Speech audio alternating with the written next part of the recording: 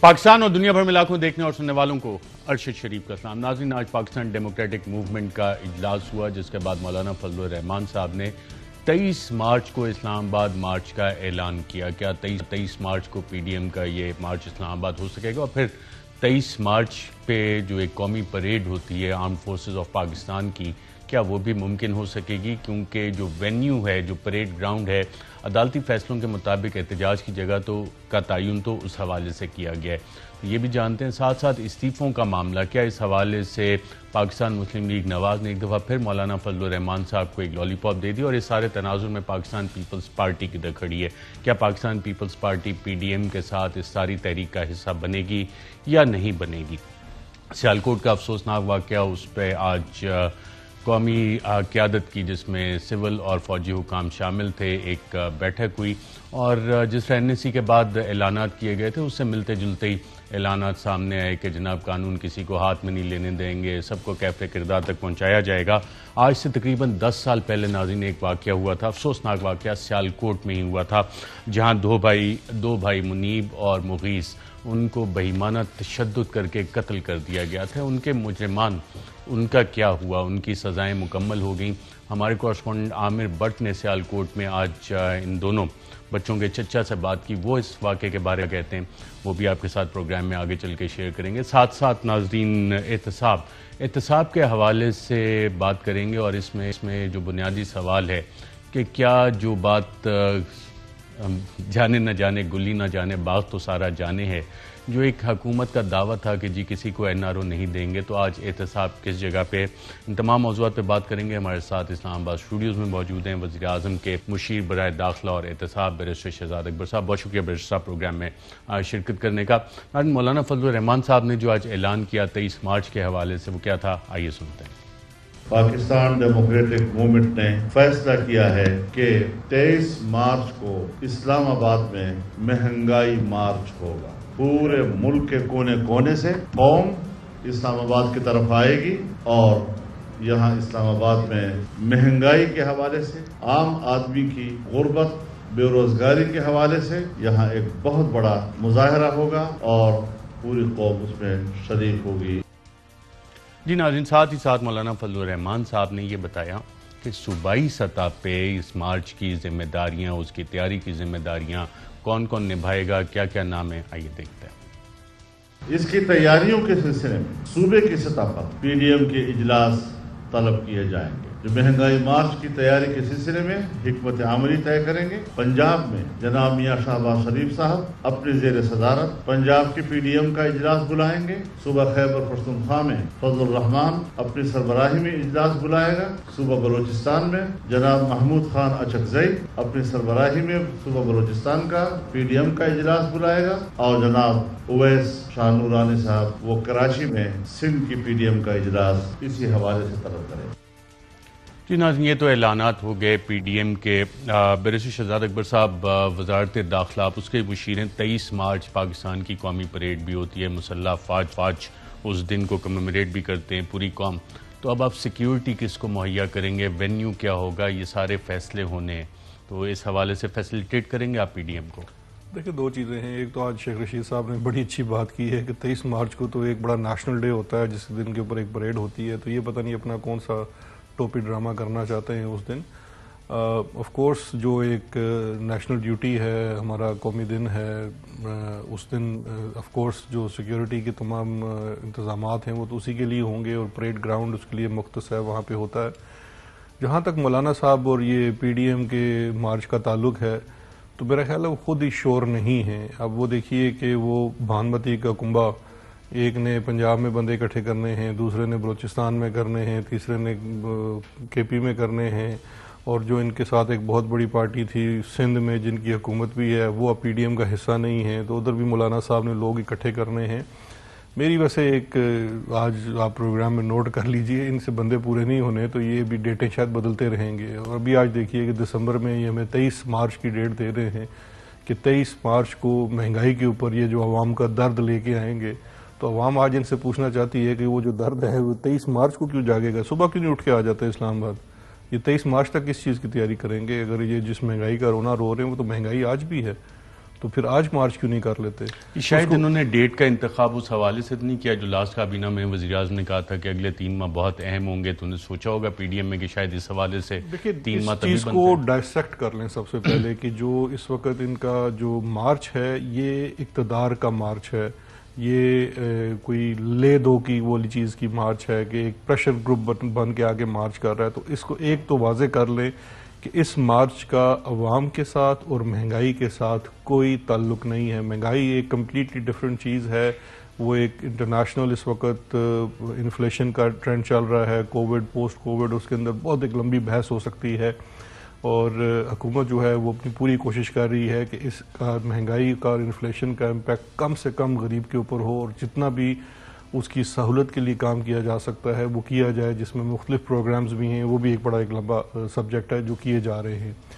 جہاں تک اپوزیشن کا تعلق ہے، وہ اب یہ دیکھیں، یہ ہے تمام ریجنل جماعتیں، یہ آج ان کے اعلان سے بھی واضح ہو گیا کہ یہ کوئی پی ڈی ایم ایک نیشنل جماعت تو ہے نہیں۔ اس جماعت میں جو مختلف جماعتیں ہیں وہ اب اپنے اپنے ریجن سے کوشش کریں گی کہ لوگ اکٹھے ہوں، تو پھر وہ آ کے ایک واحد پاکستان کی جماعت ہے جو نیشنل جماعت ہے، جو چاروں صوبوں میں ہے، گلگت بلتستان میں بھی ہے، کشمیر میں بھی ہے، اس کے مقابلے کے لیے، اس کو چیلنج کرنے کے لیے یہ 10-12 جماعتوں کا جو مربع بنا ہوا ہے وہ کوشش کرے گا کہ لوگوں کو اکٹھے کر کے، اور چونکہ وہ شور نہیں ہے، یہ کوشش انہوں نے سال پہلے بھی دسمبر میں کی تھی، وہ ناکام ہو گئی۔ لاہور سمجھا جاتا تھا کہ ان میں سے ایک جماعت کا علاقائی گڑھ ہے، تو وہ بری طرح سے ناکام ہو گیا۔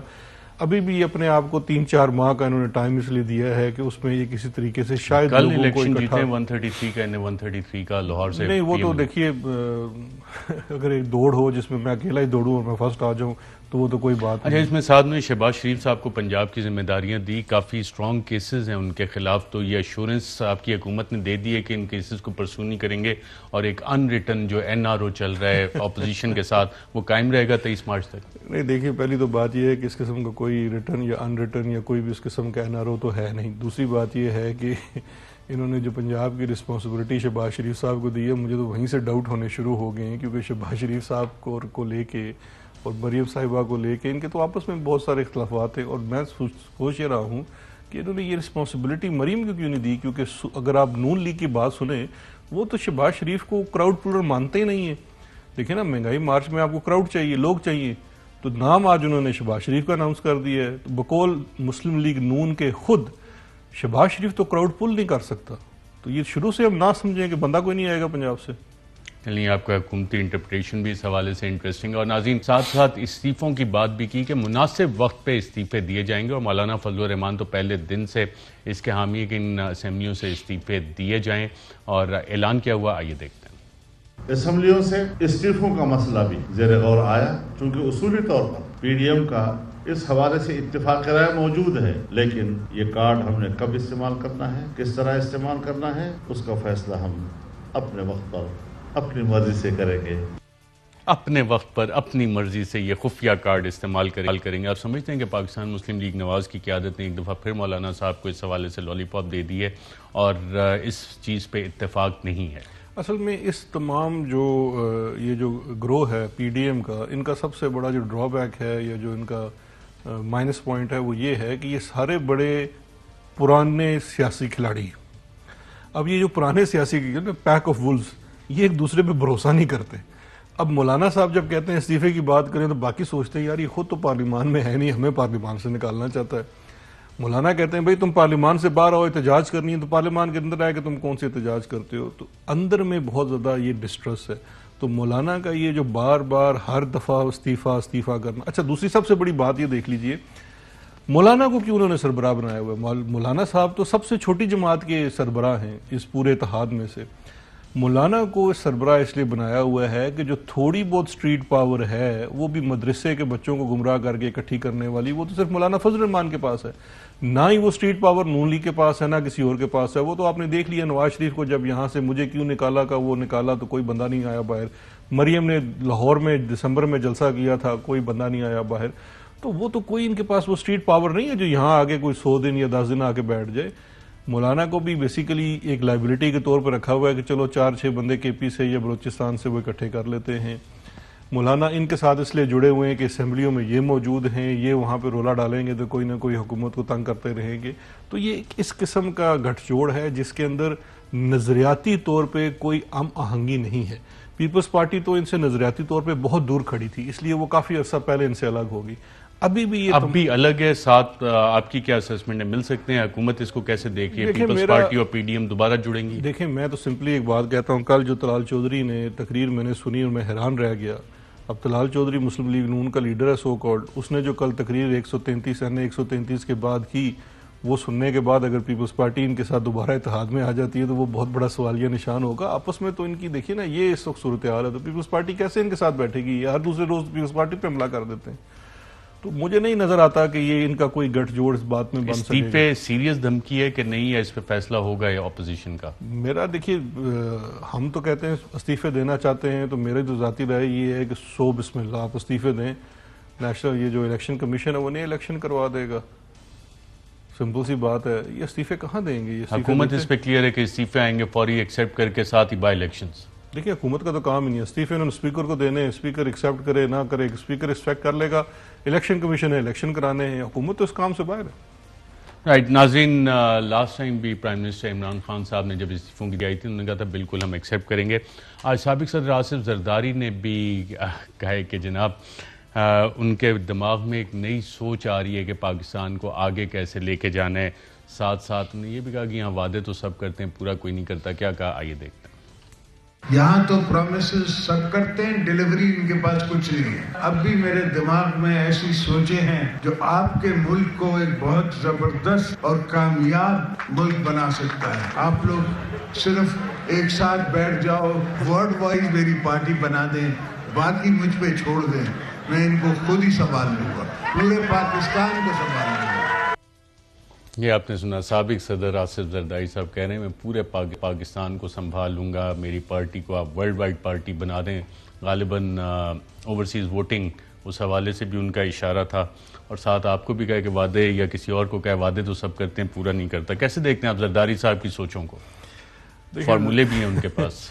مجھے زرداری صاحب نے جب بات کی نا کہ میرے دماغ میں ایک آئیڈیا ہے، تو مجھے یاد آ گیا، آپ نے کور بھی کیا ہوگا سن 2006 یا 7 میں ایک آج کل دیکھیں برطانیہ کے سرٹیفکیٹ، وہاں کے تصدیق شدہ سرٹیفکیٹ بڑے چلتے ہیں.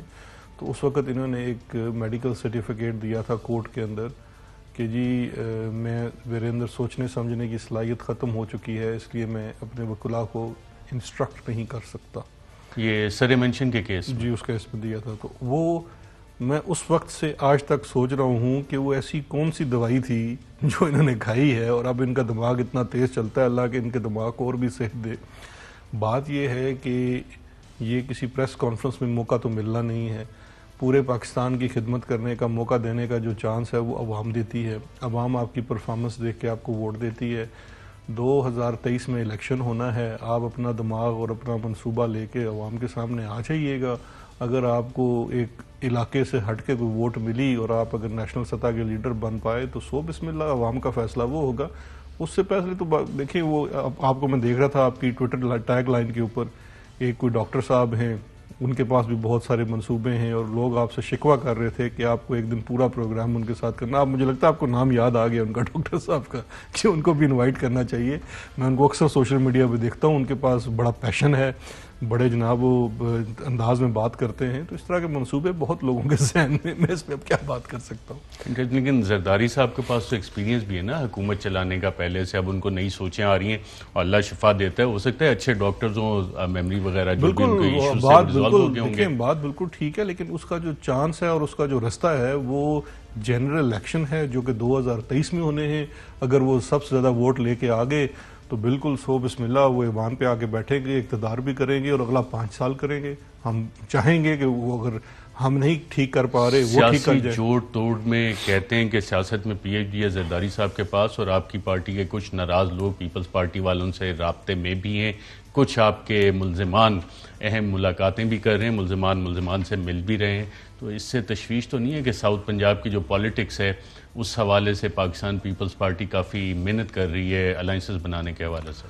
دیکھیں بات یہ ہے کہ بہت سارے لوگ جو ہیں وہ آپس میں جا کے کوٹ لکھپت میں اور اڈیالہ میں مل جاتے ہیں. کوئی کہاں سے آیا ہوتا ہے، کوئی کہاں سے آیا ہوتا ہے. ایک کامن انٹرسٹ تو ہوتا ہے کیونکہ ان کو اس وقت نظام برا لگ رہا ہوتا ہے.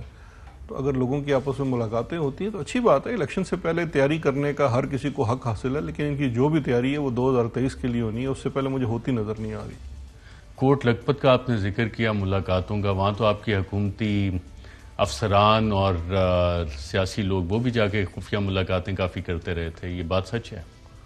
دیکھیں مجھے کوئی وہ جنرل آپ بات کریں گے تو میں کہوں گا ہاں پچھلے 72-73 سال کی ہسٹری میں بہت سارے لوگوں میں اسپیسیفک ہو جاؤں گا پھر بھی آپ بات بھی کریں گے. دیکھیں اسپیسیفک تو میں نہیں بتا سکتا انلیس کیونکہ میں اسٹوڈنٹ آف لا بھی ہوں, تو جب جس چیز کا مجھے 100% پتہ نہ ہو اس میں کہہ سکتا ہوں کہ جی جیل میں ملاقاتوں کے ریکارڈ تو اکثر رکھے جاتے ہیں کہ نہیں؟ میرا خیال ہے کچھ ملاقاتوں کے ریکارڈ نہیں بھی ہوتے, کچھ کے نہیں بھی ہوتے ایسے, کیونکہ میں وکیل ہوں نا. مجھے بتائیں, میں مثال کے طور پر اپنی ایک چھوٹا سا سنا دیتا ہوں کہ میں کرمنل پریکٹس بھی کرتا تھا. جیل میں موبائل نہیں ہونا چاہیے, لیکن میرے کلائنٹس مجھے جیل سے بھی ٹیلی فون کرتے تھے. تو یہ تو نظام ہم دیکھتے ہیں, یہ ہے نظام چل رہا ہے. ہائی پروفائل قیدیوں میں نیب کسٹڈی میں بھی موبائل آپ کے دور میں ملتے رہے؟ جی بلکہ کچھ قیدیوں کے پاس تو برآمد بھی ہوئے موبائلس. اور ناظرین, سیالکوٹ میں افسوس واقعہ اور اس حوالے سے آج سول اور ملٹری قیادت ایک دفعہ پھر سر جوڑ کے بیٹھی. اور آپ کو یاد ہوگا کہ جب یہ معاملات چل رہے تھے آج سے تقریباً مہینہ پہلے, تو اس حوالے سے کابینہ کی میٹنگ بھی ہوئی تھی, اس میں بڑے بڑے فیصلے ہوئے تھے اور وہ سارے فیصلے ڈاکومنٹڈ ہیں minutes of the cabinet meeting میں. اس کے بعد ایک نیشنل سیکیورٹی کونسل کی بہت بڑی میٹنگ ہوئی تھی, اس حوالے سے جو اعلامیہ جاری کیا گیا تھا اسی طرح کا آج کی ملاقات کے بعد بھی ایک اعلامیہ جاری کیا گیا, اور الفاظ بھی اسی طرح کے لکھے گئے کہ جناب قانون کسی کو ہاتھ میں نہیں لیں گے, اور جو لوگوں کے مجمع ہوتے ہیں اس طرح کے انسیڈنٹس کو ٹالریٹ نہیں کیا جائے گا.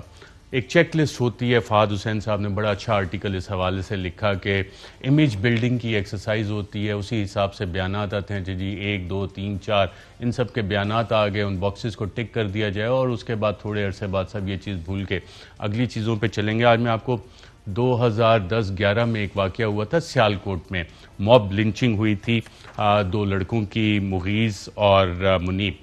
ان دونوں کو بہیمانہ تشدد کر کے قتل کر دیا گیا تھا. ہمارے سیالکوٹ کے کورسپونڈنٹ عامر بٹ, جن کے چچا زرار بٹ جو مقتولین کے چچا ہیں, ان سے بات کی عامر بٹ نے, اور ان کا کیا کہنا تھا آئیے دیکھتے ہیں.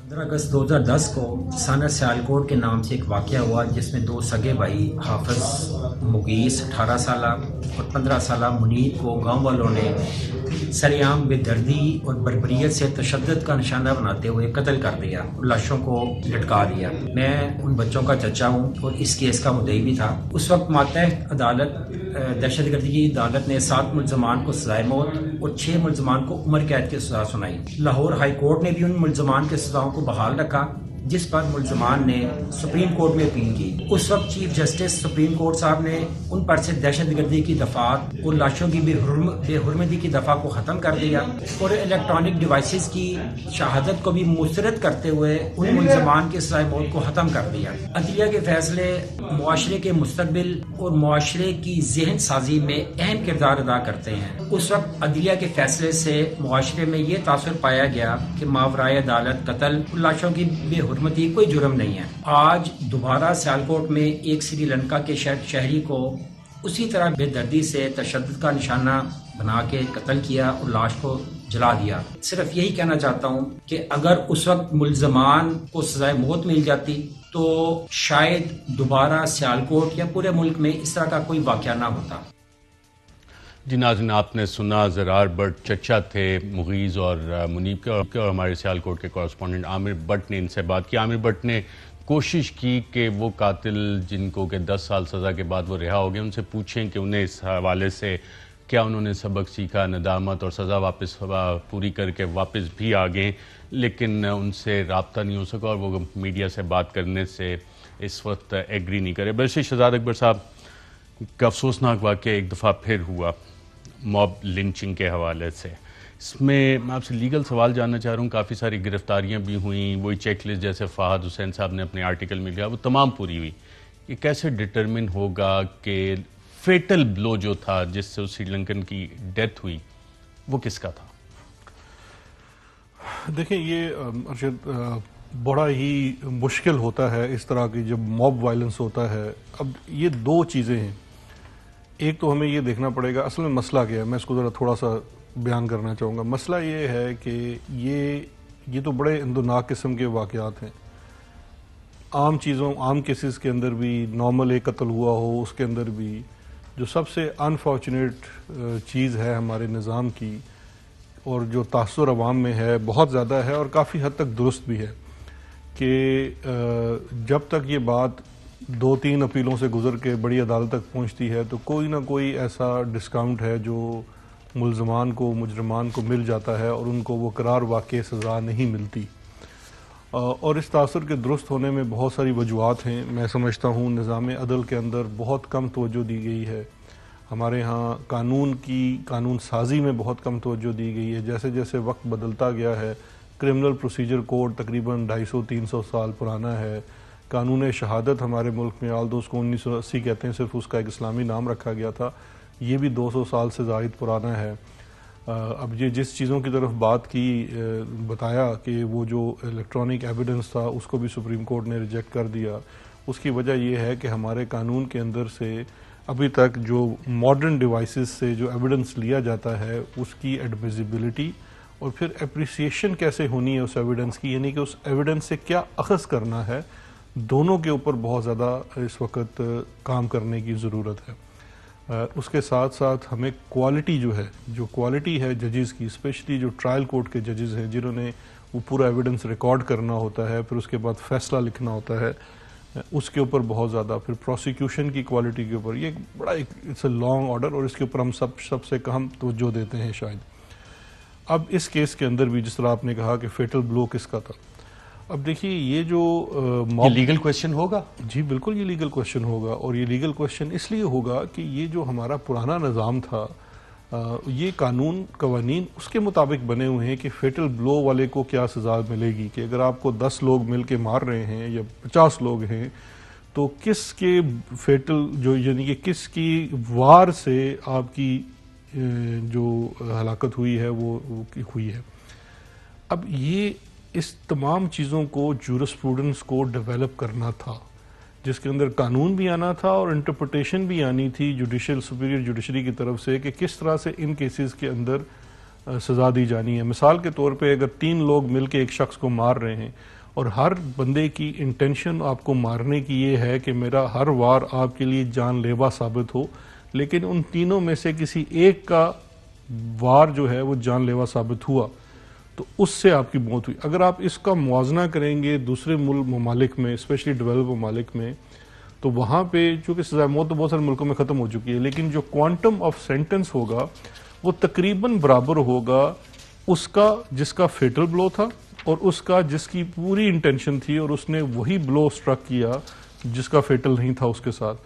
اس ساری بات کا مقصد یہ ہے کہ ہم ابھی تک اپنے نظام عدل پہ اس طرح سے اس پہ انویسٹ نہیں کر پائے ہیں کہ یہ تمام چیزیں, اور یہ ایک تسلسل ہے, یہ موب وائلنس کا تسلسل ہے, یہ ٹیررزم کے کیسز میں یہی معاملات آپ کے سامنے آتے ہیں کہ بہت سارے ٹیررزم کے کیسز سالو کیے جاتے ہیں انٹیلیجنس بیسڈ, لیکن اس انٹیلیجنس 7 پولیس والے شہید ہوئے تھے, ان کے ملزمان پکڑے گئے لاسٹ ٹائم جب TLP کا دھرنا چل رہا تھا. دیکھیں بہت سارے لوگ پکڑے گئے, لیکن بات یہ ہے کہ ان کو چارج کرنا, پھر اس کے بعد ان کے پر مقدمہ چلانا اور پھر ان کے ساتھ ایویڈنس کو اس کے ساتھ کنیکٹ کرنا, پھر بہت سارا آکولر ایویڈنس ہوتا ہے, یعنی کہ عینی شہادتیں ہوتی ہیں, ان عینی شہادتوں کا ٹرائل کی سٹیج تک قائم رہنا اپنی شہادت دینے کے لیے, یہ ایک بہت سارے کٹر مراحل ہوتے ہیں, کیونکہ شروع میں تو چلیں سب 161 کی سٹیٹمنٹ ہوتی ہے جو پولیس کو دینی ہوتی ہے. اب دیکھیے ہمارے اور باہر کے ملکوں میں سب سے بڑا یہ ڈفرنس یہ ہے کہ ہمارے ہاں پولیس کو دیا ہوا جو بیان ہے وہ عدالت میں قابل قبول نہیں ہے, آپ کو عدالت میں جا کے کچھ اور بیان دینا ہوتا ہے. جب آپ ایک شخص نے ایک پولیس کو بیان دے دیا ہے تو زمشن یہ ہے جی کہ پولیس پہ آپ ٹرسٹ نہیں کر سکتے, لیکن جب وہ عدالت میں جا کے کوئی اور بیان دیتا ہے وہ تو نہ پولیس کے ہاتھ میں نہ پروسیکیوشن کے ہاتھ میں, جو بھی بیان وہ اس دن دے گا اس کے مطابق ہی کیس آگے چلے گا. تو یہ بہت ساری ایسی باتیں ہیں نظام کے اندر جن کی درستگی کی ضرورت ہے, اور میں یہ سمجھتا ہوں کہ اس وقت نظام عدل جو ہے اس میں ہم سب ٹھیک ہے. بیرسٹر شہزاد اکبر صاحب, آپ کی حکومت کو 3.25 سال ہو گئے, ریفارمز آپ کی حکومت نے کرنی تھی, لیگل ریفارمز میں یہ تمام چیزیں شامل ہیں یا نیکسٹ ٹائم وزیر اعظم صاحب قوم سے خطاب کریں گے اور ہم یہ سنیں گے کہ جناب امیر کے لیے الگ قانون, غریب کے لیے الگ قانون اور موب کے لیے کوئی قانون نہیں؟ دیکھیں میں آپ کو اس پہ پورا ایک بتانا چاہوں گا, ہم نے یہ جو ٹاسک تھا لا منسٹر صاحب کی سربراہی میں پہلے ہی دن سے ان کو تفویض کر دیا گیا، اور اس کے اندر باقاعدہ بڑی لمبی کنسلٹیشن ہوئی۔ قانون شہادت کے اندر جو آرڈر ہے اس کے اندر مختلف قسم کی جو ریکمنڈیشنز ہیں، ہمارا کرمنل پروسیجر کوڈ ہے اس کے اندر ہیں، پی پی سی کے اندر ہیں، اس طرح سے ریپ کا ایک ایشو تھا، اس کے لیے ایک اسپیشلائزڈ لا جو لائے وہ تو ہمارا پارلیمان سے پاس بھی ہو گیا۔ یہ جو کرمنل جسٹس ریفارم ہے اس کا پورا جو اس وقت وہ ڈرافٹ ہے وہ اس وقت پوری طرح سے تیار ہے، میں بھی اس کا حصہ رہا ہوں، اس کمیٹی کا حصہ ہوں، لا منسٹری ہے اس میں ہم نے کنسلٹیشنز کی ہیں، کورٹ سے کنسلٹیشن کرنی ہوتی ہے وہ کنسلٹیشنز ہو چکی ہیں، بارز جو ہیں بار ایسوسیشنز ہیں تمام ان کے ساتھ کنسلٹیشن، کیونکہ ایک بڑا میجر قسم کا کام ہے، وہ ساری کنسلٹیشنز ہو چکی ہیں، اور میرا خیال ہے کہ 25 دسمبر جو ہے وہ ڈیڈ لائن دی ہوئی ہے وزیر اعظم صاحب نے وزیر قانون کو کہ 25 دسمبر تک یہ آپ کنسلٹیشنز پوری کریں، کیبنٹ سے پاس کروائیں اور پارلیمان میں لے کے جائیں۔ بالکل ٹھیک ہے، وزیر قانون سے بھی اس حوالے سے معلومات کریں گے، ناظرین آپ کو آگاہی بھی دیں گے کہ جوڈیشل ریفارم لیگل ریفارمز کیا ہو رہی ہیں۔ اس سے پہلے کہ ناظرین میں وقفہ لوں، آپ کو غالباً نومبر 2018 جب یہ حکومت بنی تھی اور وزیر اعظم نے اعلان کیا تھا کہ کسی کو این آر او نہیں ملے گا، تو ہم نے آپ کو ایک بات بتائی تھی کہ جناب تکنیکی انصاف کی طرف کیا یہ نظام جا رہا ہے۔ عدیل راج صاحب ذرا پلے کیجئے گا یہ کہ کیا بتایا تھا، کیونکہ اگلے سیگمنٹ میں اسی حوالے سے رانا شمیم کا ایفیڈیوٹ بھی کیا اسی تکنیکی انصاف کا حصہ ہے، دیگر اور ایسے معاملات ہیں اس پہ بات کریں گے۔ لیکن ناظرین 2018 میں نومبر میں ہم نے آپ کو کیا بتایا تھا، آئیے دیکھتے ہیں۔ سوال یہ بھی اٹھے گا کہ وزیر اعظم پاکستان عمران خان صاحب تو کہتے ہیں میں کسی کو کوئی این آر او نہیں دوں گا، تو کیا کہیں ایسا معاملہ تو نہیں ہے کہ نیب کے پروسیکیوٹرز یا نیب کے آئی اوز کی طرف سے اور ان کی طرف سے کچھ ایسے کام کیے جا رہے ہیں جس سے بظاہر تو یہ امپریشن قائم رہے کہ ہاں جی این آر او نہیں ہو رہا، لیکن مقدمے اتنے ویک کر دیے جائیں کہ اس میں ٹیکنیکل جسٹس، تکنیکی انصاف جس کا ذکر پاناما ججمنٹ میں جسٹس آصف سعید کھوسہ نے کیا تھا، اسی طرح کا کوئی تکنیکی انصاف شریف خاندان کو ملے۔ جی ناظرین، یہ تکنیکی انصاف آج 3.25 سال بعد، اسی پہ بات کریں گے ایک وقفے کے بعد۔ ویلکم بیک ناظرین، کل اسلام آباد ہائی کورٹ میں ایک اہم سماعت ہے رانا شمیم چیف جج گلگت بلتستان ان کے ایفیڈیوٹ کے حوالے سے، اور آنریبل چیف جسٹس اسلام آباد ہائی کورٹ جسٹس اطہر من اللہ صاحب نے جو لاسٹ آرڈر دیا تھا اس میں حکومت Pakistan, attorney general, interior secretary کو خاص احکامات تھے، منسٹری آف فارن افیئرز کو، پاکستان ہائی کمیشن یو کے کو، کہ وہ ایفیڈیوٹ عدالت تک پہنچایا جائے۔ اس پہ حکومت نے اس حوالے سے کیا کیا وہ بھی جانتے ہیں۔ بیرسٹر شہزاد اکبر صاحب، ایفیڈیوٹ پہنچ چکا ہے ایمبیسی سے، آج رجسٹرار صاحب کو پہنچا دیا گیا ہے حکومت کی طرف سے، یا ابھی تک ملا ہی نہیں ایفیڈیوٹ؟ دیکھیں مجھے تو اس کا علم نہیں ہے کہ اگر وہ ایفیڈیوٹ وہ پہنچا دیا گیا ہے، میری اطلاع میں صرف یہ ہے کہ ان کے صاحبزادے شاہد گئے ہوئے ہیں، کیونکہ انہوں نے کہا تھا کہ جی وہ میری سیف میں ہے اور سیف کیپنگ میں ہے، تو میں نے تو لکھ کے اپنے نواسے کو دے دیا تھا۔ تو جو میری اطلاع ہے شاید ان کا صاحبزادے ہیں وہ جو کورٹ میں بھی پیش ہوتے ہیں وہ لنڈن گئے ہوئے ہیں، تو اگر انہوں نے پہنچایا ہے، اگر ایمبیسی تک آ گیا تو ایمبیسی لازمی اس کو پہنچا دے گی۔ میرے پاس لیٹسٹ نہیں ہے کہ وہ کیا رجسٹرار کے پاس آ چکا ہے یا کورٹ میں سبمٹ۔ 4 دن کے احکامات تھے۔ The later therefore directed to submit his written reply within 4 days along with the original document affidavit which is stated to be sealed and kept in a locker in the United Kingdom۔ 4 دن میں وہ submit نہیں آیا، نہیں پہنچا۔ Friday تک تو نہیں تھا۔ اسپیسیفک ڈائریکشنز تھی اٹارنی جنرل آف پاکستان کو اور کہ انہیں فیسیلیٹیٹ کیا جائے، ساتھ منسٹری اور secretary ministry of foreign affairs کو، ہائی کمیشن کو، کہ جناب اس کی پروکیورمنٹ اور پاکستان لانے میں، اور ساتھ یہ بھی کہا گیا تھا کہ if it is not produced before this court on the date fixed then it would raise a presumption of its non-existence۔ بالکل، اس کا مطلب یہ ہے کہ دیکھیے جو ان کا ایفیڈیوٹ ہے، جو اوریجنل ایفیڈیوٹ ہے وہ کسٹڈی میں ہے شمیم صاحب کی، یعنی کہ ان کے نواسے میں، وہ نواسا تو انہی کی انسٹرکشنز کے اوپر کام کرے گا۔ ان کو انسٹرکشنز تھی کہ آپ نے اگلے 4 دن کے اندر اوریجنل ایفیڈیوٹ جو ہے وہ جمع کرانا ہے عدالت کے اندر۔ اس کے لیے جمع کرانے کے لیے ریاست کی طرف سے جو بھی ان کو تعاون حاصل ہے، یعنی کہ اگر یہ یہاں سے کسی کو بھیجنا چاہتے ہیں تو ریاست نے وہ بھی آفر کیجیے کہ آپ چلے جائیے وہاں پہ۔ اگر یہ ظاہری بات ہے سب سے آسان طریقہ اور سیف طریقہ یہ ہوتا ہے کہ ہمارا ڈپلومیٹک بیگ آتا ہے، اس ڈپلومیٹک بیگ کے اندر سیل کر کے وہ پاکستان لایا جا سکتا ہے، وہ ہماری ایمبیسی میں لے آئیں، وہاں سے ہائی کمیشن جو ہے اس کو پاکستان ٹرانسمٹ کرے گا، منسٹری آف فارن افیئرز اسٹریٹ اس کو جو عدالت میں رجسٹرار ہیں ان کے پاس لے جایا جائے گا۔ لیکن ابھی تک میری اطلاع کے مطابق جو کوئی اس قسم کا ابھی ایفیڈیوٹ ہماری ہائی کمیشن کے حوالے نہیں کیا گیا۔ اچھا یہ تو ایک پارٹ ہو گیا. اس آرڈر میں ایک اور چیز تھی, in case the original document slash affidavit on the basis of which the news report was published is not produced before this court on the date fixed, then it would raise a presumption of its non-existence. News report on the basis of which the news report was published. یہ date تک آیا نہیں, news report بھی publish ہو گئی اس حوالے سے, اس بات کا کیا مطلب ہوا؟ اس کا مطلب یہ ہے کہ جو نیوز جو اخبار میں خبر لکھی گئی تھی ایک ایفیڈیوٹ کی بنیاد کے اوپر, کیونکہ خبر تو کسی بنیاد پہ ہوتی ہے, تو اس کا مطلب یہ ہے کہ جس بنیاد کے اوپر یہ خبر لگائی گئی تھی وہ بنیاد ایگزسٹ ہی نہیں کرتی, یعنی کہ ایسا کوئی ایفیڈیوٹ ہے ہی نہیں.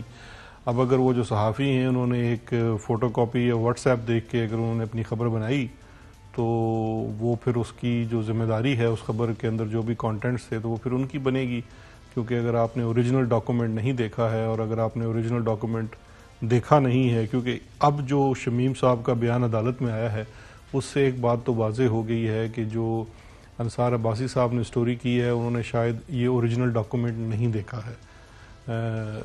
بقول خود بھی انہوں نے میرا خیال ہے کہا ہے کہ شاید انہوں نے نہیں دیکھا ہے. انہوں نے انصار عباسی صاحب کہہ رہے ہیں کہ میں نے موقف لیا, جو عدالتی کارروائی میں چیز سامنے آئی کہہ رہے ہیں کہ جی رانا شمیم صاحب کا جو بیان اس حوالے سے رپورٹ ہوا تھا کہ انہوں نے بعد میں موقف لیا. جی یہ تو رانا شمیم صاحب کا بیان آیا ہے کہ وہ انہوں نے اس کے بعد ان سے موقف لیا ہے, جبکہ آئی تھنک انصار عباسی صاحب کا یہ ہے کہ انہوں نے پہلے موقف لیا, کیونکہ انہوں نے اپنی سٹوری میں بھی لکھا ہے کہ میں نے ان سے بات کی ہے. تو اب یہ دو ایک متضاد باتیں آ گئی ہیں, اور یہ جب اس کے اوپر کنٹیمپٹ آف کورٹ کی پروسیڈنگز چلیں گی اور اٹارنی جنرل پروسیکیوٹر کا رول ادا کرتا ہے اس کے اندر, تو وہ پھر اس کے اندر یہ دونوں کو کراس ایگزامن کیا جائے گا, کیونکہ دونوں میں سے ہو سکتا ہے کوئی ایک شخص سچ بول رہا ہے یا دوسرا نہیں بول رہا ہے یا دونوں ہی سچ نہیں بول رہے. یہ ڈٹرمن تو اب ایک قسم کا یہ ٹرائل ہوتا ہے کنٹیمپٹ آف کورٹ کا اس کے اوپر. جج مرحوم جج ارشد ملک صاحب, ان کا بھی ایک ایفیڈیوٹ سامنے آیا تھا, ان میں سے کتنے ملزمان آج پابند سلاسل ہیں, وہ کیس کہاں تک پہنچا, کچھ اطلاعات ہیں آپ کو؟ دیکھیے جو اس کیس کے جو اہم کردار تھے وہ تو لنڈن فرار ہو گئے. ایک صاحب اس میں تھے ناصر بٹ صاحب, وہ اس وقت لنڈن میں ہیں, وانٹڈ ہیں, ان کے پرپیچول وارنٹس آف اریسٹ ہیں. دوسرے صاحب اس کے اندر تھے ناصر جنجوا صاحب. ناصر جنجوا صاحب وہ تو ادھر ہی نہیں ہوتے؟ نہیں وہ پاکستان سے باہر ہے میری اطلاع کے مطابق. اچھا. اس کے بعد ایک بڑا اچھا سا بڑی سی کوٹھی ہے وہ سامنے, ایک بڑا سا پارک ہے, اس کے سامنے بلیک کلر کا گیٹ, وہاں نہیں ہوتا ہے. یہ اب آپ کو انویسٹیگیٹو جرنلسٹ آپ ہیں, میں تو نہیں ہوں کہ وہاں ہوتے ہیں کہ نہیں ہوتے, لیکن اس کیس کے جو مرکزی کردار تھے اس کیس میں چونکہ ارشد ملک صاحب کی بھی وفات ہو چکی ہے تو وہ ابھی انڈر انویسٹیگیشن ہی ہے FIA کے پاس. تو جج ارشد ملک کے حوالے سے ویڈیوز کا ڈرامہ, اس کے بعد ثاقب نثار صاحب فارمر آنریبل چیف جسٹس, ان کے حوالے سے ایک مبینہ آڈیو ٹیپ, ساتھ یہ رانا شمیم صاحب کا ایفیڈیوٹ, یہ ساری کوششیں کس لیے ہیں؟ یہ تکنیکی انصاف کے لیے ہیں یا میرٹس پہ کیس کریں؟ دیکھیں یہ اس کی دو ماضی میں بھی اس طرح کا یہ ہوتا رہا ہے. انصاف تو ایک وہ سٹیج ہے جب وہ بات کی سٹیج آتی ہے, اس سے پہلے یہ تمام کوششیں, اور اسپیشلی یہ جو شمیم ایفیڈیوٹ والی پوری کوشش کی گئی اور ایک بہت بڑے اخبار کو اور بہت بڑے میڈیا ہاؤس کو اس میں استعمال کیا گیا, میں سمجھتا ہوں یہ سراسر کوشش ہے جو اس وقت اسلام آباد ہائی کورٹ کی کارروائی ہے. آپ سمجھتے ہیں یا حکومت سمجھتی ہے, اور پوری حکومت کا یہ پوائنٹ آف ویو ہے؟ دیکھیں میں سمجھتا ہوں, میں پوری حکومت کا پوائنٹ آف ویو تو صرف فواد چودھری صاحب کنوے کر سکتے ہیں کیونکہ وہ اس کے آفیشیل اسپوکس پرسن. میں جس طرح سے ان چیزوں کو دیکھتا ہوں میری ایک اپنی انٹرپریٹیشن ہے, اور میری انٹرپریٹیشن یہ ہے کہ اس کا مقصد جو ہے وہ عدالتی کارروائی کے اوپر اثر انداز ہونا ہے اور ججز کے اوپر اثر انداز ہونا ہے. بیکاز اگر آپ نے یہ دیکھنا ہو کہ اس ایفیڈیوٹ کا مقصد کیا تھا تو آپ کو اس ایفیڈیوٹ کے کنٹینٹس پہ جانا پڑے گا, اور کنٹینٹس پہ جب جاتے ہیں تو بینچ کے ایک معزز جج صاحب کی ذات کے اوپر حملہ کیا گیا ہے. اور آنریبل چیف جسٹس آف اسلام آباد ہائی کورٹ نے بڑا رائٹلی اس چیز میں پوائنٹ آؤٹ کیا تھا جب انہوں نے اس کا نوٹس لیا کہ یہ ایک شخص کے اوپر حملہ نہیں ہے, ایک جج کے اوپر حملہ نہیں ہے, یہ پوری اسلام آباد ہائی کورٹ کے اوپر حملہ ہے. تو اس حملے کا مقصد صرف اور صرف یہ ہے کہ ان کی جو اس وقت اپیل ہے وہ رک جائے. اور دیکھیے اس وقت سب سے بڑی بات یہ ہے کہ جو مجرم ہے اس کیس کے اندر, جو مجرمہ ہے, وہ تو بیل کا بینیفٹ لے کے بیٹھی ہوئی ہے. تو جتنا کیس ڈیلے ہوگا فائدہ اس مجرمہ کو ہی ملنا ہے. تو وہ اس وقت چونکہ اگر اگر اس وقت مقدمہ چلتا ہے, میں 100% نہیں کہہ سکتا کہ اس کو سزا ہی ہوگی, لیکن اس کو آپ یہ بھی نہیں کہہ سکتے کہ وہ بری ہو جائے گی. تو اگر سزا ہوتی ہے تو بیل کا بینیفٹ ختم ہو جاتا ہے اور آپ کو جیل جانا پڑتا ہے.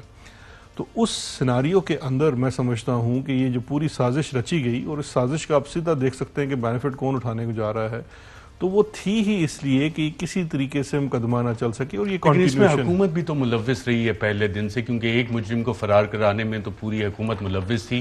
اور میں ناظرین کو یاد کروا دوں کہ ناظرین جب یہ ڈرامہ شروع ہوا تھا، کیونکہ اس ملک جب بھی پولیٹیکل سٹیبلٹی، سیاسی استحکام کا لفظ استعمال ہوتا ہے، شروع ہوتا ہے، اور جو لوگ یہ لفظ استعمال کر رہے ہوتے ہیں، تو آپ کو یہ جان لینا چاہیے، پہچان لینا چاہیے کہ یہ کرپٹ افراد کو بچانے کی کوشش کرنے والے لوگ ہیں، یا انہوں نے کمیشن پکڑا ہے، یا انہوں نے کوئی مراد لیے جس وجہ سے یہ سیاسی استحکام کا منجن بیچ رہے ہوتے ہیں. جو بھی یہ لفظ استعمال کرے ضرور یہ دیکھیے گا، یہ ان کرپٹ لوگوں کے لیے NRO کی کوشش ہوتی ہے. اور مارچ 2019 میں ناظرین ہم نے اپنے پروگرام میں آپ کو بتایا تھا کہ نواز شریف صاحب کے ساتھ کیا ہونے جا رہا ہے، جو مشرف دور میں ہوا اس کا ایکشن ریپلے ہونے جا رہا ہے. آئیے آپ کو ایک دفعہ پھر دکھاتے ہیں. آج کل ایوان اقتدار میں ایک دفعہ پھر سیاسی استحکام کی بات ہونا شروع ہوگی، اور جب بھی سیاسی استحکام کا منجن بکنا شروع ہوتا ہے تو اس میں پولیٹیکل اکوموڈیشن بھی ہوتی ہے. جی ہاں، پولیٹیکل اکوموڈیشن، اور یہ والا سلسلہ کوئی آج کا نیا نہیں ہے. اس کے مختلف ادوار میں ہم نے مختلف قسم میں امپلیمنٹیشن ہوتے ہوئے بھی دیکھی ہے. جنرل مشرف کا دور اگر اٹھا کے دیکھا جائے تو اس میں بھی ایک پولیٹیکل سٹیبلٹی کے لیے کچھ اقدامات کیے گئے تھے، اور اس وقت بھی یہی کہا گیا تھا کہ جناب ملک میں اگر سیاسی استحکام چاہیے تو میاں نواز شریف صاحب کو ملک سے باہر جانے دیا جائے. اس کے بعد پھر 2007 میں ISI کے اس وقت کے چیف جنرل اشفاق پرویز کیانی صاحب ابو دھابی اور دبئی سیکرٹ فلائٹس لے کے گئے، اور ایک NRO کی تشکیل کے لیے انہوں نے کافی کام کیا. لیکن یہ تمام معاہدے جو بیہائنڈ دا سینز چیزیں ہو رہی ہوتی ہیں، یہ چھپی ہوئی رہتی ہیں. لیکن ایک لفظ جو بار بار جب استعمال ہونا شروع ہو جائے ایوان اقتدار میں، سیاسی استحکام، پولیٹیکل سٹیبلٹی، تو اس سے ہمیشہ ایک دھواں سا اٹھ رہا ہوتا ہے کہ اس کے ساتھ پولیٹیکل سٹیبلٹی کے ساتھ کیا کیا اقدامات کرنے چاہیے. اور جب بھی پاکستان میں پولیٹیکل سٹیبلٹی کی بات ہوتی ہے تو اس میں کچھ بین الاقوامی قوتوں کا بھی کردار آ جاتا ہے، اور خاص طور پہ امریکہ کا کردار آتا ہے، برطانیہ کا کردار آتا ہے. اگر سن 2000 میں دیکھیں تو دیگر ممالک کا کردار بھی اس میں آیا تھا. رفیق حریری صاحب کا کردار سامنے آیا تھا، کوئی سعودی کردار اس میں سامنے آیا تھا، اور دیگر ممالک جو کہ خود کونڈلیزا رائس بھی لکھ چکی ہیں، جیک سٹرا لکھ چکے ہیں، جنرل مشرف صاحب خود اس کا بارہا ذکر کر چکے ہیں. لیکن یہ تمام چیزیں عوام سے خفیہ رکھی جاتی ہیں. بنیادی وجہ کیا بنی تھی اس وقت بھی؟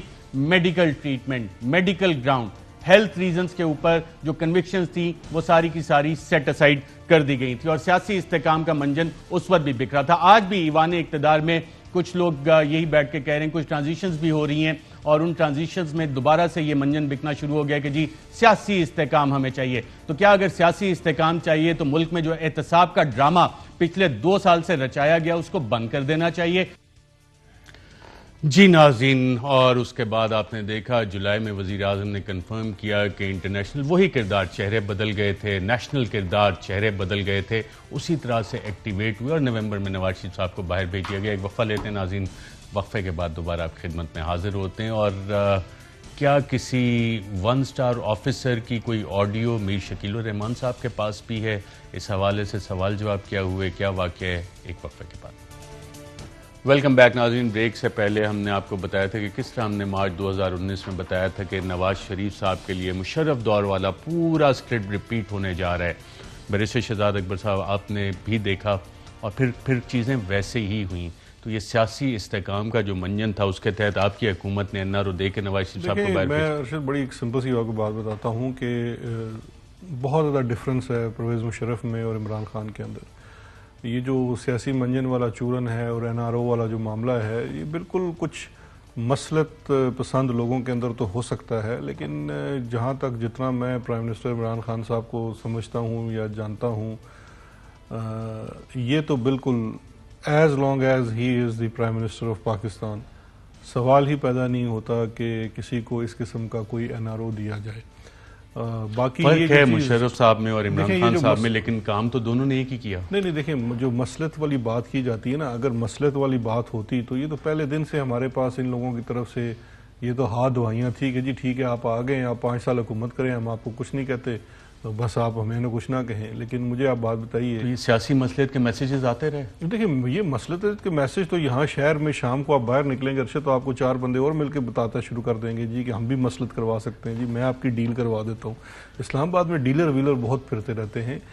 ڈیسیجن میکر جو ہیں وہ میٹر کرتے ہیں. ڈیسیجن میکر اس وقت جو چیف ادارے بلیک میل بھی ہو رہے ہیں, کیونکہ بلکہ آپ کو ناظرین سنا دیتے ہیں. میر شکیل الرحمان صاحب لاسٹ ٹائم اسلام ہائی کورٹ آئے تو ایک رپورٹر نے ان سے سوال کیا کہ کیا کسی بریگیڈیئر کی آپ کے پاس آڈیو بھی ہے. کیا سوال تھا, کیا جواب تھا, آئیے دیکھتے ہیں. بھائی صاحب یہ بھی بتائیں, آج کل آڈیو کا سیزن چل رہا ہے, ایک 7 ستارے کے بریگیڈیئر رینک کے افسر کی کال ریکارڈنگ ہے آپ کے پاس, جس نے فون کر کے کہا تھا کہ یہ والی خبر تو ہے مدر نورانی پر جب حملہ ہوا تھا. اس حوالے سے کیا کہیں گے آپ؟ یہ مدعی میں خیال ہے وہ جسٹس فائز کا کیس میں آپ جی جسٹس فائز کا ان کیس کی میں بات نہیں ہو رہی ہے, ابھی بات ہو رہی ہے جو بریگیڈیئر کی کال ریکارڈ ہے ان کے پاس. سوال کا جواب مانگ رہے ہیں ہم. جی ناظرین, آپ نے دیکھا میر شکیل الرحمان صاحب نے ڈبل ماسک پہنا ہوا تھا, لیکن مجھے جو نظر آیا کہ مسکراہٹ تھی اس کے باوجود نہیں چھپی. آڈیو ویڈیوز کا دھندا چل رہا ہے سیزن, ایک حساس ادارے کے بریگیڈیئر کی آڈیو اور میر شکیل الرحمان صاحب مسکرا رہے تھے. ایسا ممکن ہے؟ دیکھیں آج کے دور میں تو مجھے تو لگتا ہے کچھ بھی ممکن ہے, کیونکہ ہم لوگ ہر چیز بلیو کر لیتے ہیں. کوئی چیز کوئی کہاں سے گڑتا ہے, کوئی کیا کرتا ہے اور اس کو فوراً مان لیا جاتا ہے. اور جو ماننے والوں کی جب اپنی نکلتی ہے, بنانے والوں کی اپنی نکلتی ہے, تو وہ بڑی ڈٹائی کے ساتھ مان بھی لیتے ہیں کہ جی یہ بالکل میری تھی, میں نے کہا تھا کہ کس میڈیا کو کتنے آپ نے خبریں دینی ہے اور کتنے پیسے دینے ہیں. تو وہ تو ان کا کردار تو بڑی کھل کے عوام 2019 میں ایک پریس کانفرنس کی تھی مریم بی بی نے اور ایک وارننگ دی تھی تمام اداروں کو. یہ والے بھی آپ نے سن لیا, پتہ نہیں آڈیو ہے کہ نہیں ہے ساس ادارے کے بریگیڈیئر کی میر شکیل صاحب کے پاس. لیکن کیا یہ سلسلہ اس 2019 کی پریس کانفرنس سے شروع ہوا جو مریم بی بی نے کہا اور وارننگ دی اور اس کے بعد ادارے ڈر گئے؟ میرے خیال میں ایک بڑا اچھا اس وقت فورم موجود ہے اسلام آباد ہائی کورٹ کا. یہ کورٹ کو بھی میں سمجھتا ہوں پوچھنا چاہیے, صبح پوچھ لینا چاہیے, روی پیشی پہ پوچھ لینا چاہیے کہ بھائی جس کے پاس جو ویڈیوز ہے وہ یہاں موجود آ جائیں. اور یہ جو بی بی ہیں جو اکثر فرماتی رہتی ہیں کہ ان کے پاس اور بھی ویڈیوز ہیں اور بھی چیزیں ہیں, اور یہ آلریڈی عدالت میں بھی جو جا کے ایک ایفیڈیوٹ دے چکی ہیں, تو اب ان سے پوچھنا چاہیے نا, عدالت کو پوچھنا چاہیے, کیونکہ یہ تو سیدھا عدالتوں کے اوپر حملہ ہے. ان سے عدالتوں کو پوچھنا چاہیے کہ آپ کے پاس جو چیز موجود ہے وہ آپ لے آئیں. عدالت سے اچھا کون سا فورم ہو سکتا ہے کہ حساس ادارے کے بریگیڈیئر کی آڈیو اور میر شکیل الرحمان صاحب مسکرا رہے تھے. یہ سیریس معاملہ تو نہیں ہے زیادہ؟